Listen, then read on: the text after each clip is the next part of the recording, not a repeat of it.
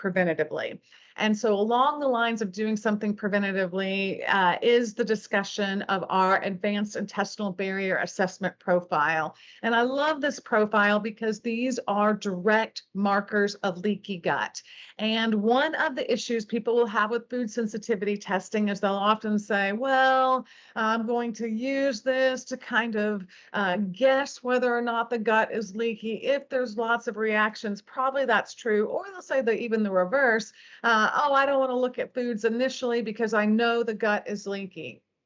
And that's not, they don't match up completely. Yes, there is a component of leaky gut that leads to food sensitivities, but it's not the only way we become reactive to food. There can be this miscue that happens in the Peyer's patch that creates a food reaction outside of the gut being leaky. So when we try to use food sensitivity to decide if the gut is leaky or not, it's like trying to shove a square peg into a round hole. It doesn't always exactly fit. And so then we get, we can find this this idea that, or we can assign this meaning to food sensitivity that really isn't part of its story, and we can miss things because of that. So leaky gut is not the only way we get food sensitivities, and so understanding is the gut truly leaky is an independent diagnosis, and that's why I really enjoy bringing this research to the forefront. So one of the major markers on our intestinal barrier assessment is zonulin,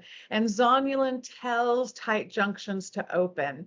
And zonulin was popularized by Alessio Fasano, who was at the time a researcher in Boston, now he is a researcher at Harvard, and he was foundational to our ideas in terms of leaky gut. And so I champion him as a hero of our community because we would always talk about how leaky gut caused depression in our patient, how leaky gut was the reason for even potentially joint pain, other things going on. And we would work with our patients along the premise of leaky gut, and then they would get better, and we would send them out into the community, and they would go see another practitioner that they're working with, perhaps, and they would say, all of these things have become better in my system, and that's because I was working with someone who was treating my leaky gut. And so leaky gut, and then that other practitioner would say something like, oh, well, that doesn't exist. Leaky gut is not really a thing. And so Alessio Fasano came along and showed that you could measure something like zonulin, either through a fecal sample or through the serum. And we'll talk about the difference in those in a minute. And what he said and what he showed was that when zonulin went up, this is when we saw the onset of autoimmunity. So the genetics had not changed. Your DNA was always your DNA. But when it got the assault of the gut becoming leaky, which was modulated or mediated by zonulin, that's when the symptoms occurred. And so he found this biomarker that governed the process of leaky gut. He also saw clinically that it went up before the onset of pathology, and we see a huge association with zonulin and many autoimmune conditions out there. Even ankylosing spondylitis, fusion of bones in the back, an autoimmune condition has a connection with zonulin. And so when zonulin goes up, it tells tight junctions to open. When tight junctions open, the gut becomes more leaky. As the gut becomes more leaky, things flood in, bits of bacteria, bits of food, and it ignites our immune system. This was a concept that we were very familiar with as functional medicine practitioners long before we even had the ability to measure zonulin. But with the ability to measure zonulin, it develops our clinical story. First, we can rule in and rule out whether or not the gut is leaky by looking at zonulin. So if, for example, you thought, well, I'm pretty sure there's a leaky gut here, and you wanted to establish the reality of that, zonulin would be a way to do it. Or next, your patient says, well, how long do I need to take high-dose glutamine, high-dose probiotics, functional foods? Well, by tracking zonulin, we can tell when the gut is no longer leaky. Also, zonulin guides us to particular therapies, because if zonulin is elevated, one of the leaky gut strategies you'll likely reach for is some type of immunoglobulin, either an egg-based immunoglobulin or colostrum-based, even serum-based. Why? because immunoglobulins have a very similar structure to zonulin, and they will block zonulin from binding. So it's a direct way to shut down that leaky gut. So it guides us in terms of what's going on. It really paints a clinical picture. It validates the concept of leaky gut, and it points us in treatment directions that would be more or less indicated. So here's some of that. Here's a schematic from Alessio Fasano, and he's showing this idea that we know so well, that maybe something like gluten comes in, or maybe various bacteria come in and they send a signal through the cell here to the nucleus. It releases zonulin, and zonulin pops back up, binds to other receptors on the mucosal lining, and signals the tight junctions to rip apart. Things begin to leak through intact, activating T cells, activating dendritic cells, and we're off to the inflammatory races. So also notice the receptor type here, and you'll say, that looks familiar. Well, yes, you're right. The reason it looks familiar is because there are enzymes that are utilized, DPPIV enzymes that are designed to break down things like gluten, directly preventing them from interacting with this receptor. That's why you'll see them in various therapies. But this is our zonulin story, and this is part of the story in terms of leaky gut. So on the intestinal barrier assessment, we measure this, and we measure it in the serum. And so there can be some discussion about whether or not this is better in the serum, or whether or not it's better to measure it fecally in the stool. And the reality is that there's much overlap between the two of these. Most zonulin is made in the gut. So most of the zonulin that you measure in the serum is gut derived. However, it's not the only place that we make zonulin. We also make zonulin in the liver, and it's a marker of liver inflammation. And we create some zonulin locally at the blood-brain barrier. For example, if you have been exposed to COVID, and you are particularly if you're experiencing long-haul symptoms, and with those long-haul symptoms, if one of your major presenting symptom is something like brain fog, the mechanism of action is that zonulin that's created at the blood-brain barrier, secondary to COVID, is causing the blood-brain barrier to be leaky. So if we're measuring serum zonulin, we're capturing the pool not only from the stool, but also from the blood-brain barrier, as well as from the liver. And so what we know is, like, if that zonulin is created at the blood-brain barrier, it makes the blood-brain barrier leaky. This is part of how the virus gets to the brain to cause more brain fog or even loss of smell. And so, and one of the things that competes with zonulin at the blood-brain barrier are your short-chain fatty acids. So in terms of functional medicine, we're thinking about things like making sure they're getting lots of fiber, making sure that we're really working on probiotics in the gut to create these short-chain fatty acids that will close down the blood-brain barrier. But serum zonulin has been implicated not only in leaky gut, but also in conditions like brain fog, as it is the reason that the blood-brain barrier becomes leaky. So if you were only interested in symptoms that were created in the gut, that might be a time where you would look at stool zonulin. But if you are interested in the inflammation that zonulin is creating systemically from the gut being leaky, then serum zonulin becomes quite useful. So we can look at it in the bloodstream to evaluate those pools, not only from the gut, but the liver and the blood-brain barrier as well. When zonulin is made in the liver, it will tell us to produce more triglycerides. It will tell us to produce more LDL cholesterol. It will even be one of those things that will increase ApoB production in terms of the proteins on all of our lipids, that and therefore more easily can create more easily more oxidative stress to ApoB than other proteins out there. So this is one way that the gut becomes leaky. We also look at diamine oxidase and lipopolysaccharides, and we'll look at those because these are additional ways the gut becomes leaky. So the intent of the profile is to capture the three major ways that the gut becomes more leaky.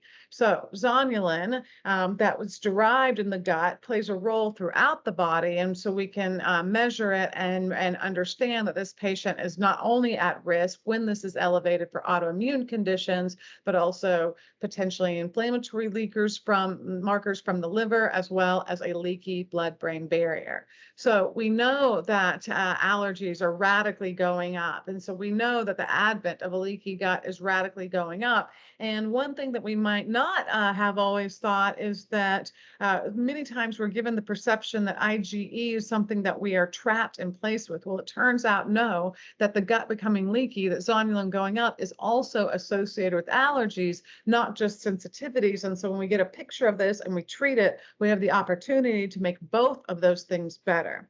And so the gut is highly involved in inflammation in the body. When zonulin tells tight junctions to open, this sets off a cascade of events. It creates pro-inflammatory cytokines, things like IL-4, INF-gamma, IL-17. This is the same one that goes up in terms of COVID as part of that cytokine storm. Also the same one that goes up with things like rheumatoid arthritis and irritable bowel disease. And again, zonulin can be a player here. And so even if we use that example of COVID to understand what's happening, is we know that that COVID will, as it moves throughout the body, even if it comes into the lungs, the virus moves, it moves to gut lining. That causes the gut lining to increase things like toll-like receptors, not just our immune cells, but the gut cells can do that too. When those toll-like receptors go up, it recruits more white blood cells to the area, creating more of these inflammatory mediators. And this is part of how COVID also triggers a Th17 response, increasing IL-17, is because when it increases zonulin, those things occur as well. So Alessio Fasano, this great language, this rock star kind of language, living life on the edge of the wall, appropriate for the 50th anniversary of Pink Floyd's Dark Side of the Moon coming out today, or The Wall, so on that album. So he talks about the zonulin mediated intestinal barrier modulation and how it modulates tight junctions and how it does a number of things. So and that we were all very wrapped up in this zonulin story and excited to hear about it. But then there started to be some discussion about maybe zonulin was not correlated with gut-based conditions, and maybe the wrong thing was being evaluated. And so the reason for this is because actually we've known a lot about zonulin long before Alessio Fasano came along. And so we identified it and we called it heptaglobin. And then we knew that when we thought was that this was a precursor that went on to form heptoglobin. And so we thought this was really nothing in the body, not responsible for any activity, and that it was just a precursor to create this molecule, which we had identified activity from. However, Alessio Fasano said, nope, wait a minute, this is, and so these are actually the same, this does have mechanisms of action, and it's associated with things like celiac disease and various autoimmunity. But then the conversation went forward, and there was a discussion in the literature and amongst our colleagues in functional medicine that said, wait a minute, the common ways that people are measuring zonulin are not specific enough, and there's cross-reactivity, and so they might just be measuring this molecule, and that's not associated with celiac disease and autoimmunity, et cetera. And so there was this discussion that zonulin might not truly give us the picture that we were hoping to get. So what do you do at those moments? Well, you go back and do more research. So with our methodology in terms of zonulin, there was research to look to see, is there a cross reaction? When we're doing this ELISA, does it only bind to heptaglobin, pre-heptaglobin, or does it also bind to heptaglobin in general? And so no, there's not cross reactivity. When we are measuring zonulin, we are only picking up this molecule. Okay, so then the next question is it correlated with the conditions we would suspect it to be correlated with? So here are studies studies with zonulin that are done using the methodology that we use. And in these studies, you see, okay, yes, a correlation with celiac disease and with lupus, and that when you use things that are anti-inflammatory, phytonutrients, that you see a decrease in zonulin and therefore gut-based permeability, that you saw an improvement with the gut microbiome when zonulin tested this method went up. Using this method, seeing less of a correlation with cardiovascular disease, but seeing a correlation with Clostridia, and again with other markers of gut-based permeability. And so as we move through the research using this methodology, we see many studies that would say, yes, zonulin goes up when we see more of what we would expect in terms of other ways that the gut becomes more leaky. So good correlative data in terms of what this method is binding to, and that is only zonulin. Also, using this method, do you see it associated with the conditions we would expect it to be associated with? Like, does it go up with rheumatoid arthritis? Does it go up with celiac?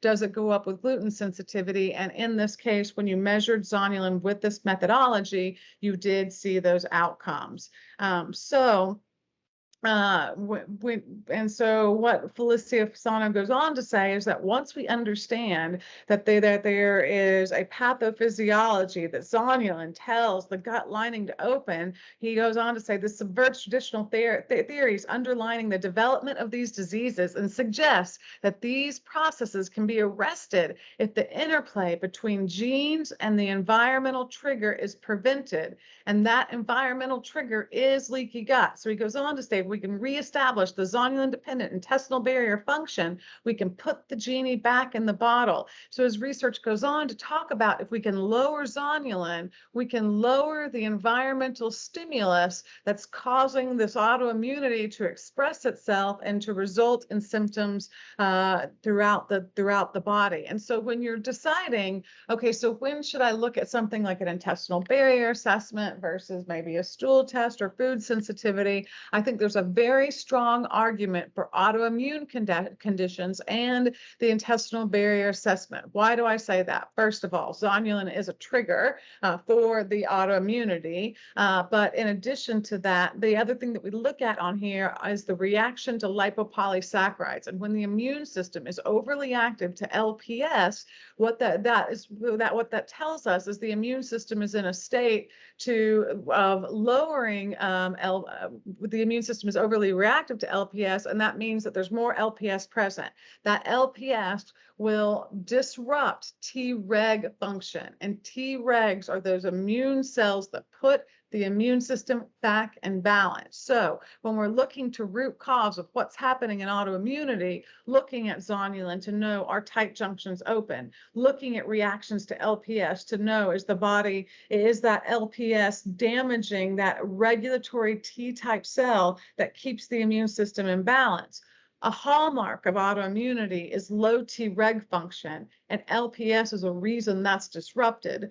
So when we can look at these things together, we've got a real clue into what's driving a various autoimmune process. And so Alicia Fasano went on to say, hey, look, it's not just a leaky gut for type 1 diabetes, which is an autoimmune condition. We would expect that, but even type 2 diabetes, because when your gut becomes more leaky, this is one of the go-to ways to create oxidative stress in the system. And it's not just glucose that damages an insulin receptor, it's oxidative stress as well. It could be glycation, but it's oxidation as well. And the leaky gut is the major way that we get there. And so the idea that the gut is more than a filter, that this zonulin is one of the things that modulates tight junctions, which is involved in these macromolecules and therefore tolerance or immune balance. And so zonulin is this regulatory door for that inflammation that causes autoimmunity and even various cancers. In fact, it's fascinating.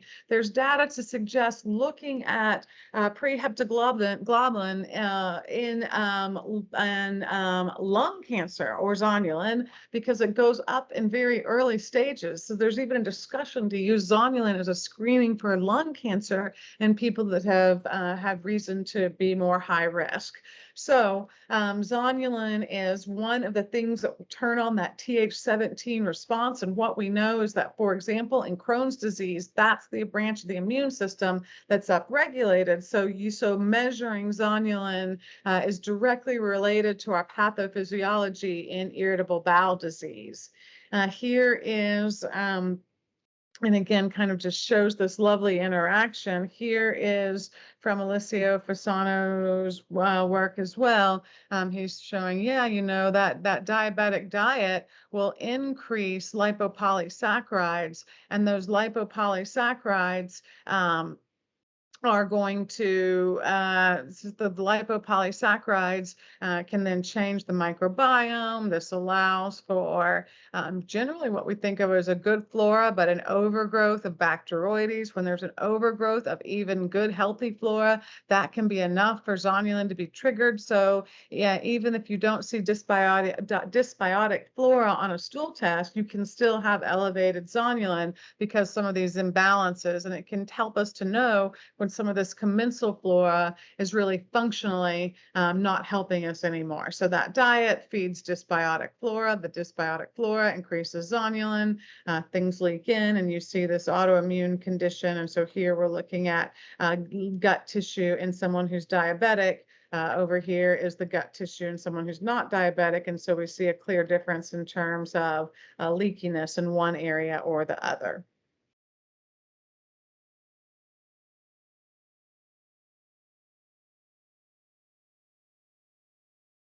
And so another reason that this is important is because as those tight junctions are degraded, this is what's going to determine symptoms or virulence. And so the higher the level of zonulin, the more the diarrhea, the more the inflammation, the more the cramping or the gut-based symptoms. And so as we measure zonulin, we know how aggressive the leaky gut is, and it guides us in terms of how we want to, how high we want to go with treatments, or when we're able to back those things down and maintain more through diet and lifestyle.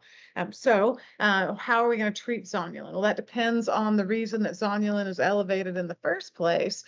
Is it something bacterial? Okay, then we want to use our various antimicrobials.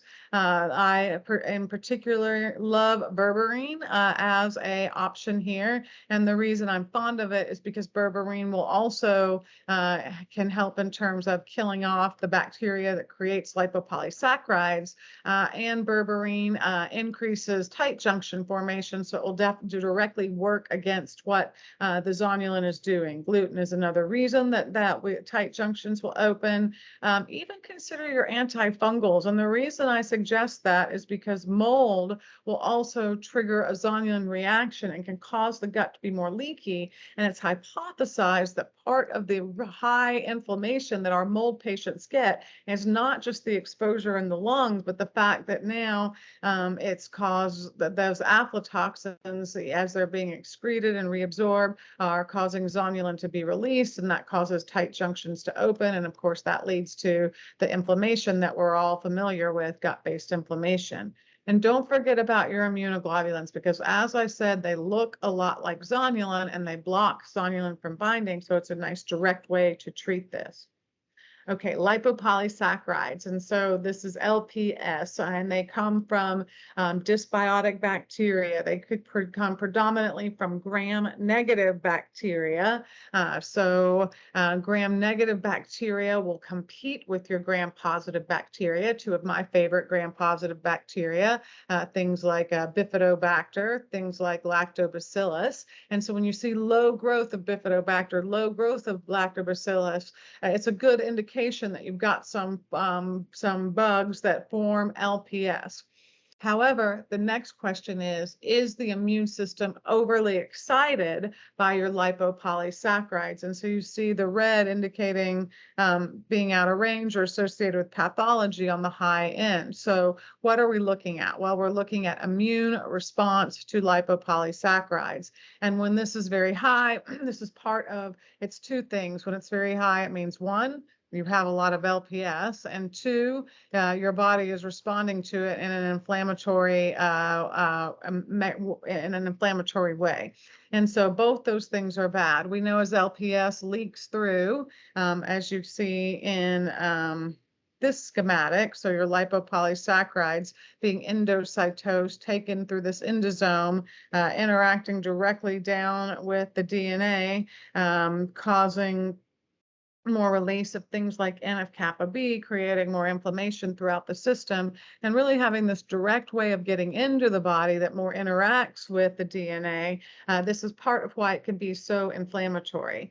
And so these lipopolysaccharides, when they're elevated, they leak in. As they leak in, this creates metabolic endotoxemia. This metabolic endotoxemia is associated, well, with aging itself. It's what wears down a vessel. It's what begins to oxidize LDL. It begins to interfere with the vessel lining, damaging the glycocalyx. So now an oxidized LDL and a damaged glycocalyx are the perfect 1-2 for the LDL getting into the vessel wall and sticking there. And so that's the beginning of a plaque. And so in the, cardiologically speaking, plaque is evidence of aging. It's just a matter of how quickly we're aging and what's the root cause of that. Metabolic endotoxemia is part of that. So when your immune system is highly reacting, you have a lot of lipopolysaccharides. It also means that the immune system is treating these lipopolysaccharides as pathogens,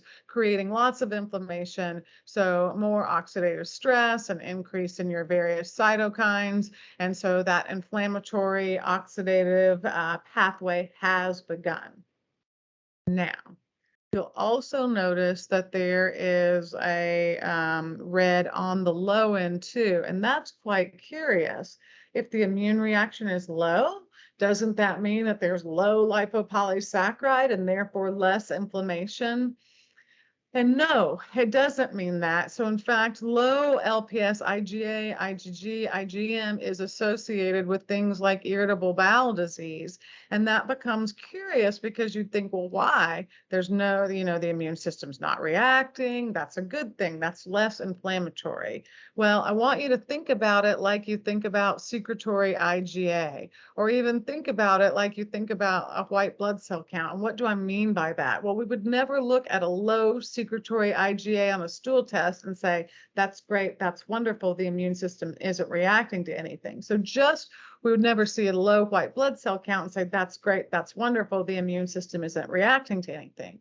So we should always have some immune reserves to fight lipopolysaccharides. It's part of staying on planet Earth. What happens in irritable bowel disease is a long-term fight with lipopolysaccharides, and our immune function gives up. And so when we see low immune function, what we want is normal immune function, just like we want with secretory IgA, just like we want with white blood cells. So when we see low immune function in terms of lipopolysaccharides, what that tells you is you've had a long-term lipopolysaccharide inflammatory response, and the immune system just isn't keeping up anymore. So when I see these things elevated, or when I see them out of line, I'm thinking of things to kill the bacteria that creates these lipopolysaccharides. So again, like I mentioned, berberine is one of my favorite examples of that, but you might choose even silver or uva ursi, or garlic is a great natural antibiotic, antimicrobial. And when I see it high, I think, okay, the immune system is reacting. I want to continue to support that immune reaction. So I'll often use immunoglobulins, and I'll often use IgY, which is an egg-based immunoglobulin. But when it's low, what that tells me is that we've worn out from an infection. So I assume the LPS is still present, especially if there's symptoms, and I'm still doing things to eradicate the lipopolysaccharides. And now I'm probably doubling up on my immune support because the immune system has bottomed out and we've got to build it back up again. But just like you'd never be satisfied with a low secretory IgA or a low white blood cell count, similar is true in terms of low immunoglobulins as well. And so here we see that bacteria leaking in, creating response into pathogens, non-specific response, and those non-specific response does things like upregulate these toll-like receptors, which I mentioned will recruit more white blood cells to the area. Those toll-like receptors increase our production of inflammasomes that can be damaging to tissue long-term. Then we should go into the lymphatics, and our white blood cells should mature like appropriately. It's something like a more inflammatory response should get calmed down. But the environmental literature really says the toxicology that's out there really mucks up our lymphatics, and it's part of why our immune system doesn't mature appropriately. And so we end up with these highly inflammatory cells back out in circulation. So now, if I'm trying to calm down this highly inflammatory branch of the immune system, those Tregs will blunt that. So I want to increase my Treg response. Well, remember that lipopolysaccharide will blunt a Treg response. And so it's another reason that we want to get rid of them when we're thinking about how to deal with autoimmunity. So these lipopolysaccharides, they are very stable. You could boil them, they won't go away. And they create superoxides and peroxides and hypochlorite. And so they're very toxic to the system. And like I mentioned, they make it into the body quite easily. And when we look through the literature, you'll see a lot of association with LPS and autoimmunity. And usually what's looked at is LPS, IgG, IgA, that immune response to LPS, because we can measure that more easily, and the assays are more sensitive. And so when LPS is elevated, you see an increase in gram-negative bacteria that activates B cells, that results in production of antibodies, creates inflammation. If I'm in a lab and I'm trying to induce an autoimmune model, the go-to way to induce autoimmunity in an animal model is to inject them with LPS. So we know that this is one of the major things to upset our immune system. And so dealing with lipopolysaccharides is particularly important when we're trying to manage autoimmune conditions. So what do I like to do about it? I like to kill them off with the bacteria that creates lipopolysaccharides with natural antimicrobials. I like to give good healthy flora that will compete with the dysbiotic guys, and immunoglobulins to help the immune system normalize a response to it. So if I'm trying to normalize Treg function, if I'm trying to reduce autoimmunity, then one of my go-to ways is to eliminate LPS. Yes, there are other various botanicals and nutraceuticals that will improve our Treg function, but one of the root cause reasons of why it's out of balance is that LPS in the first place. So like I mentioned, these endotoxins, they're part of the outer membrane of the cell wall of the gram-negative bacteria.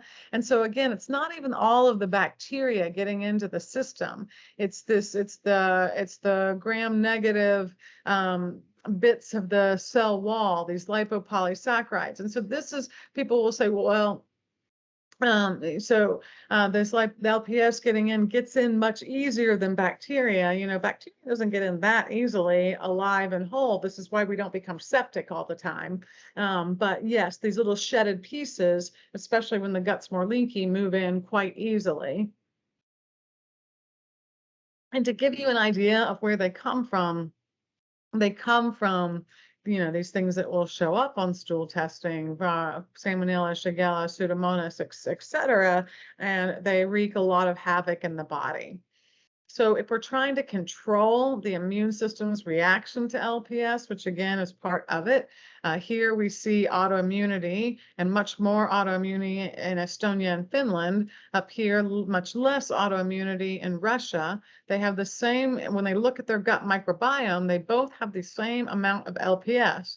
But the difference is in Finland and Estonia, for some reason, much less Bifidobacter. In Russia, more Bifidobacter. And so when there was more Bifidobacter, it inhibits this immune stimulation in response to the endotoxin. So again, it's twofold. It's not just the endotoxin, but the immune system's response to the endotoxin. And that's why looking at something like the LPS IgG is more important, because it's not merely a threshold, right? Look, here's the same amount of LPS in each person, but they're not at the threshold in terms of inflammation if they have the right level of bifidobacter present. So this is why this is really the gold standard in terms of measurement when we're thinking about pathology.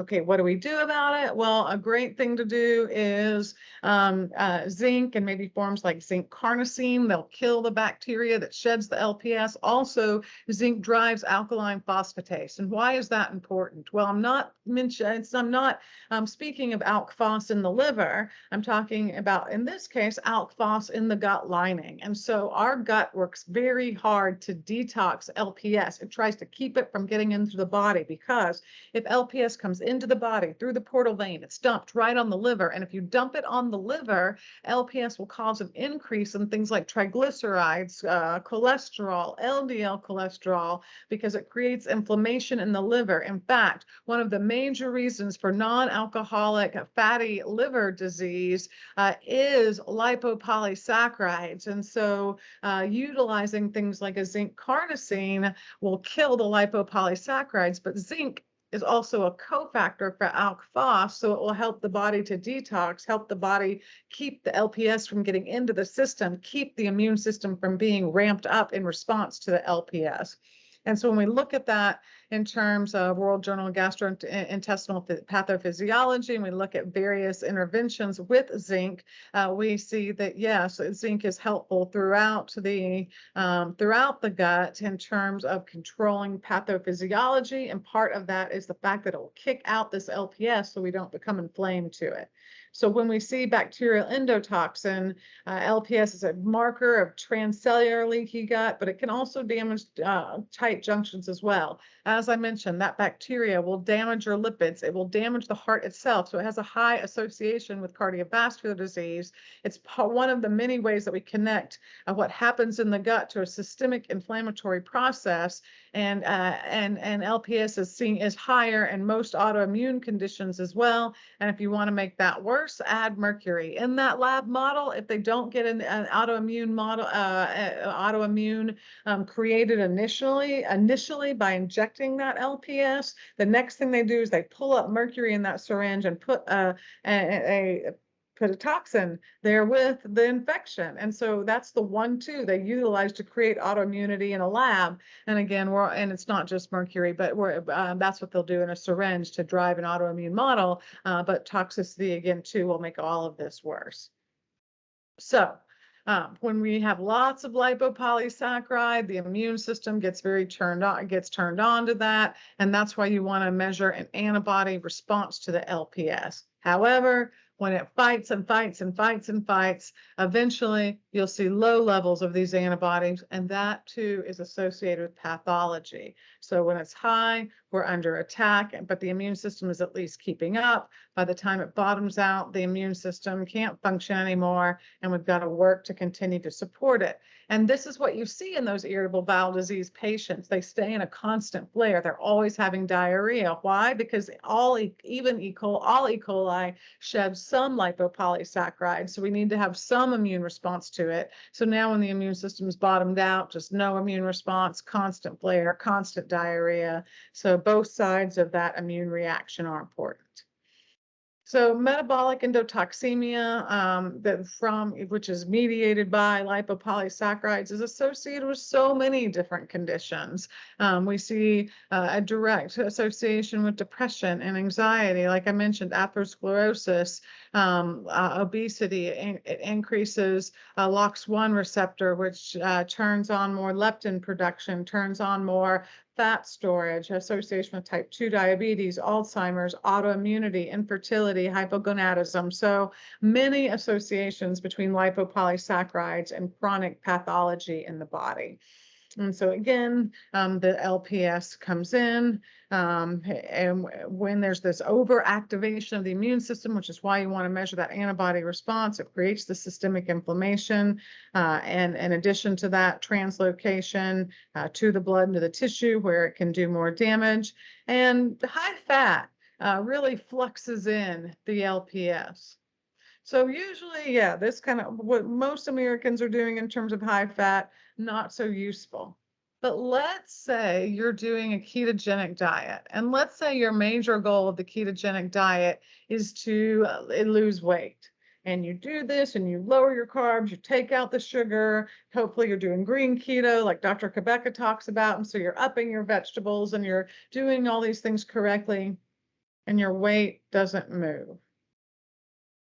Why might that be? Well, LPS could be a reason that your ketogenic diet is not working like it should. Or maybe you're even using a ketogenic diet to lower inflammation, maybe not seizures, but something that is more pro-inflammatory. Well, when we up fat, it does pull in more of the bacterial endotoxemia, the lipopolysaccharides. So even if you've upped healthy fats, it can do this. So if you've done a ketogenic diet to lower the inflammatory load, but you're not seeing the response you would expect, that's a great time to check for immune activation to lipopolysaccharides. And then if they're elevated, treat those. And then you should get, as those go down, you should get the benefit out of a ketogenic diet that you are expecting.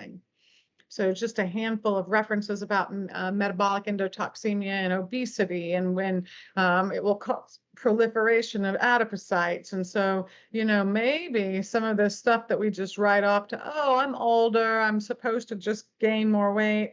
Maybe it's really that you've got more dysbiotic bacteria in the gut, not the aging process itself that's the reason for this. And again, damaging tight junctions, increasing those toll-like receptors, which will turn on more inflammatory response. And so here's a list of things that LPS does. It can cause more leptin resistance, so weight gain, chronic constipation, mood appetite disorders, depression, cognitive decline, memory recall, anxiety, chronic pain.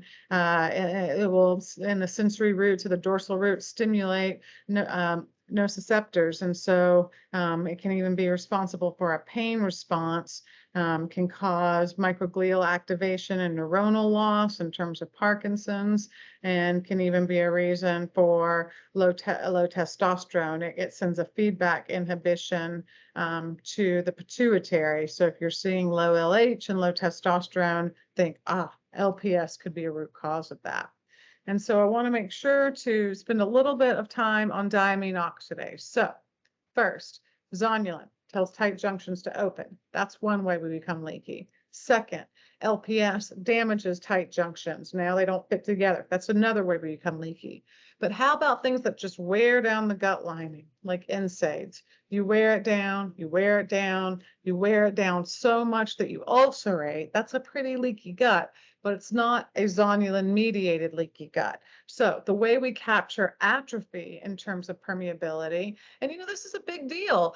IBD, irritable bowel disease patients, just genetically, many of them have a less thick lining. This is why they become irritated to almost all these foods out there, no matter what you do. It's just they can't. Or our FODMAP patients, right? They're lacking brush border enzymes, and so they just become reactive to everything. So like a FODMAP patient, another thing that's made in the brush border is diamine oxidase. So as the microvilli are worn down, the amount of diamine oxidase is worn down. And as diamine oxidase goes down, this tells you that the gut has become more atrophied. So not only when a diamine oxidase is low, do you know the gut lining is atrophied, but you know this person will not handle histamine well, because it's the enzyme that degrades histamine. And so as you do your gut building strategies, your glutamine and your probiotics, you'll plump up the microvilli. As you plump up the microvilli, you will begin to you'll begin to produce more diamine oxidase. You'll handle histamine better. As you break down more histamine, even the gut lining's not as damaged. And so a decrease in leaky gut overall. And when diamine oxidase is low, and this is the thing that you target, this can be such a game changer for patients. When you have that patient that just reacts non-specifically and kind of to everything, consider measuring diamine oxidase. If you have a migraine sufferer, consider measuring diamine oxidase. Diamine oxidase is low in 92% of people who suffer migraines. And so in terms of that histamine creating a headache, again, a gut-based association, a very strong one. We have histamine receptors in the brain, and so histamine can be associated with depression. So low diamine oxidase, you won't degrade histamine, more depression. We have histamine receptors on the heart. People who are low in diamine oxidase, again, not controlling their histamine. Histamine can create arrhythmia. So I've seen some really unexpected and exciting changes in arrhythmia when seeing a low diamine oxidase and addressing that. And this is in patients that they were already on fish oils and magnesium and a good, nice, functional, low inflammatory diet, and had done the hormone balancing, and done all of these things, still having arrhythmia. When we saw that this was low and we treated it, that's when she began to stay in rhythm for much more significant periods of time. So it's a really useful marker. If you were in Europe and you reacted to everything, they would go, oh, histaminosis. They would measure diamine oxidase and they would treat appropriately. In this country, we don't measure it. In fact, Precision is the only lab in the country that measures it, which is a shame, because when you see this off, it just makes all the difference in the world for people. So if we're thinking about triggers for gut permeability, could be bugs, could be foods, or it could be an inability to degrade histamine. And interestingly, so many drugs interfere, like H2 blockers will block histamine binding to receptors, so things like Tagamet, and so then you'll get more histamine present, and now your diamine oxidase has to work to deal with that. But SSRIs decrease activity of diamine oxidase. Like I mentioned, PPIs can decrease activity of diamine oxidase. And so there are a lot of medications that will inhibit this as well. And this is why our patients with chronic disease get put on a medication, but it creates a different type of inflammation. And you see them kind of get stuck in place with some of the symptoms that they're presenting with. And so when we look to the clinical data, if you have a colicky baby and you biopsy their gut, what we find is that colicky babies have lower levels of diamine oxidase than babies who aren't colicky. So back to kind of a more of a leaky gut presentation, even in our newborns.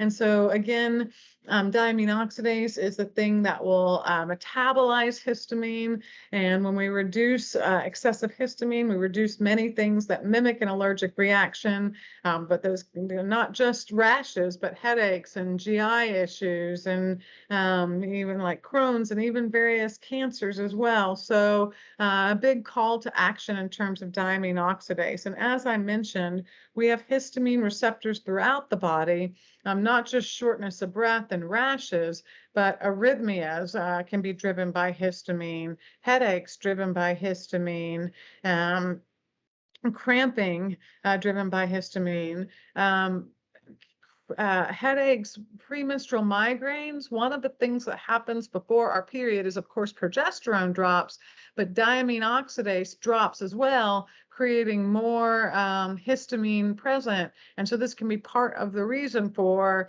headaches before a period, or a part of the reason for symptoms of PMS, not just low progesterone, but low diamine oxidase as well. So it becomes important to think about this with all these areas. Here's the piece of research that talks about diamine oxidase dropping off during the luteal phase. And so you'll see this once you start to look for it, like these women that say, I felt the best during pregnancy. Right? Suspicious because we're having to do so much more work. It's so energy intensive. Most of us don't feel the best during pregnancy. Well, one of the things that happens when we're pregnant is our diamine oxidase goes way up. Placenta makes a ton of it. So if you ever meet someone who was having, who always had hives, but didn't when they were pregnant, had headaches, but didn't when they were pregnant, it might not only be a hormonal change, but a diamine oxidase change as well. And so we measure so we know that we can use diamine oxidase to reflect the degree of mucosal damage, mucosal maturity, and as a biomarker of how thick our gut lining is. And so we could have allergies causing histamine excess or mastocytosis. Bacteria can do this too, but it could be a diamine oxidase deficiency. And so the impact of histamine, where do we find that histamine is present? Again, smooth muscles, it plays a role in vasodilation, heart issues, neurotransmitters, wound healing, et cetera, et cetera. So histamine is not just for rashes alone. And so when we're thinking about how to eliminate things that are histaminergic, diamine oxidase is the primary pathway. We also methylate, and then for state of completion, we also acetylate to get histamine out. And I want to wrap up by sharing with you this patient who presented with chronic hives, gut issues, and she's only maintained on prednisone. And so she was one of those classic examples of talking about how the hives went away when she was pregnant. So that led me to measure her diamine oxidase, which we see is just in the tank here. And then we gave diamine oxidase. So this shows you that you can measure it in the blood. There's this idea that it's created in the gut and it stays there, but that's not true. It moves from lymphatics throughout and through the system and is delivered in the serum. And so you do see it go up even if you're just giving it supplementally. And so what happened with this patient, once we identified, so she was struggling, every time coming off prednisone, a flare, every time coming off prednisone, getting worse again, and she couldn't find any way to control it. When we found that the diamine oxidase was low, began to give her diamine oxidase that controlled her hives, worked on her gut lining, because the more you build up the gut lining, the more of your own diamine oxidase you're going to produce. So it's one of these things where, yes, we can give it supplementally, but long term, you're not going to need to, because as you plump up the microvilli, they'll make their own diamine oxidase. And then so we were able to wean her off the prednisone as her gut lining was intact. How did we know it was intact? Because we were measuring markers of leaky gut. This allowed us to know when to decrease therapies, when to back down the prednisone, when to move to that next level. Maybe your patient's asking you, when can I bring foods back in? Well, when the gut is no longer leaky. And as she got off the prednisone successfully, her gut felt better, her hives were under control, her energy was better. And she said to me, this is the first time I feel better, not worse. I have hope. And that is what I think these gut-based strategies give us. They give us a highly anti-inflammatory tool to calm things down that gives people their hope back. And so with this, she was on board. She was on board for healthy lifestyle. She was on board for making the right food choices. And this was something that really changed how she looked at health itself. And so when we can identify this root cause of what's happening in a leaky gut, we have key ways of helping people, directing therapies. And, when you think about all your leaky gut therapies, you go, yeah, well, when would I choose these things? Well, if we see zonulin, we know immunoglobulins. If we see low diamine oxidase, we know to give it. And when diamine oxidase is low, you don't degrade histamine. So if histamine stays present, even from a tomato or a strawberry, it keeps breaking down the gut lining. It keeps causing them to become leaky. When do we do berberines? When LPS is high. So when we're trying to decide which of our gut-based strategies is most appropriate for this patient, the type of leaky gut they have can be such a guiding tool for us. So I want to say thank you for being here.